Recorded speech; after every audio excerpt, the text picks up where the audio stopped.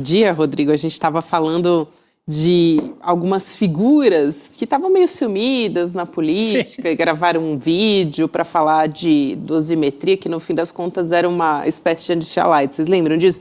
A gente colocou um vídeo e falou, nossa, tantas figuras da política que foram ressuscitadas aqui, né?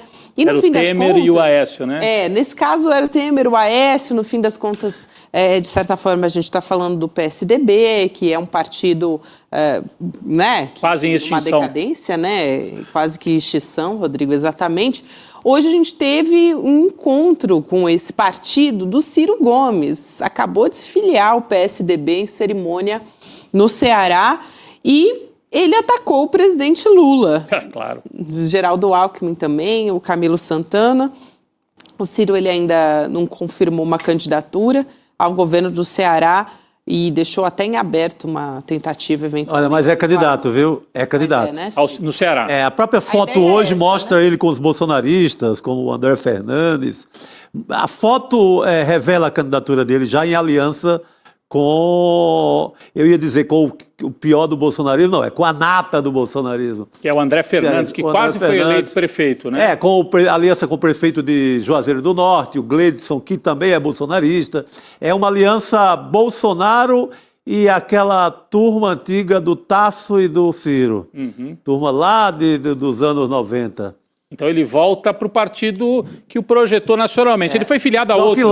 Só que essa turma toda mudou, ou para o PT ou para o PSB. Só voltaram ele e o Tasso. Só o Tasso Gereissati. E agora com o reforço do bolsonarismo do Ceará. Certo. Você acha que ele não vai tentar a presidência, pela informação que você tem lá no Ceará? Não, ele fica no Ceará mesmo. Assim, a prefeitada toda já posta foto, junto com o Ciro, nosso candidato ao governo do Ceará. A não ser que ele se empolgue aí com alguma pesquisa e mude o rumo.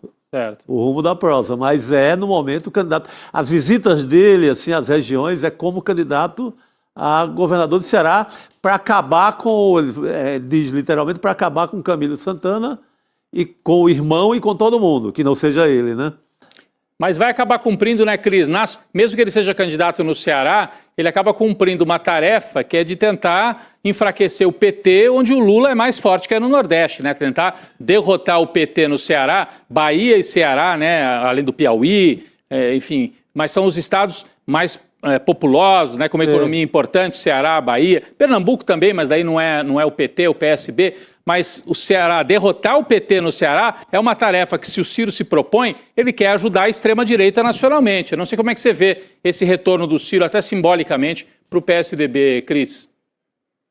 Olha, Rodrigo, eu acho que o grande perigo disso que o Ciro está fazendo é exatamente esse que você mencionou, é causar um estrago dentro do Ceará, né? Um estrago para o PT no Ceará, um estrago para a campanha do Lula, a reeleição, né? Que a gente sabe, é esse o cenário que está sendo desenhado.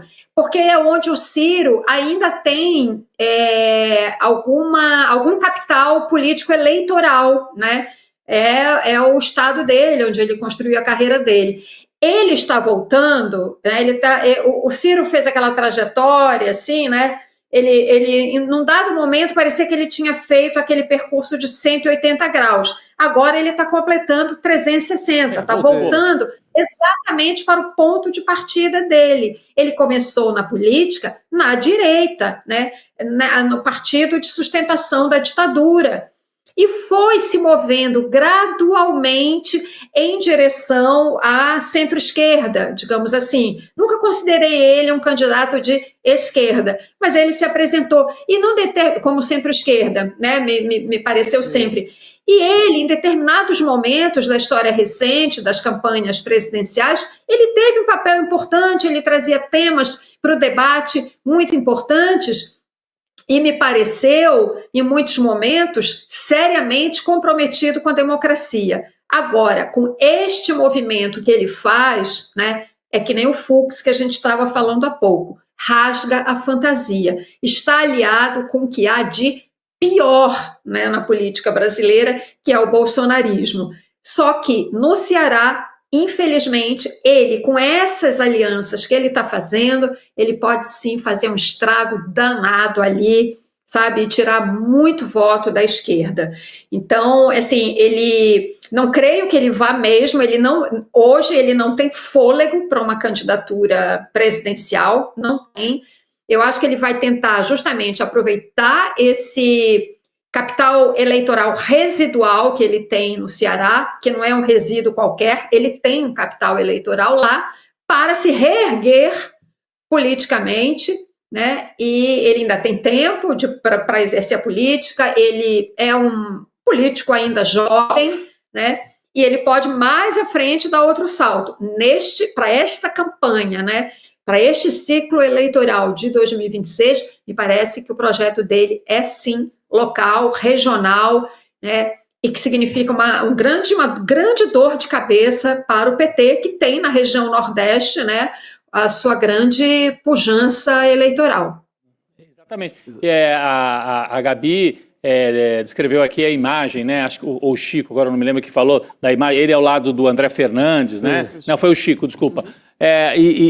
Cris, você fala que ele pode gerar estrago. A eleição para a Prefeitura de Fortaleza, no ano passado, o André Fernandes, bolsonarista, quase ganhou, faltou 1%, lembra? Já contou um pouco com o apoio dele, com o apoio do PDT, eles estavam, Roberto Cláudio e tal. Então, por 1 ponto percentual que a extrema-direita não ganha Fortaleza. Agora você imagina, formalmente, essa extrema-direita que é forte na capital, né, com o André Fernandes, que é forte em Juazeiro, que tem ainda prefeitos espalhados aí com uma certa capilaridade, não tanto como no passado. Então, a capacidade, o Camilo Santana vai ter que cortar um dobrado.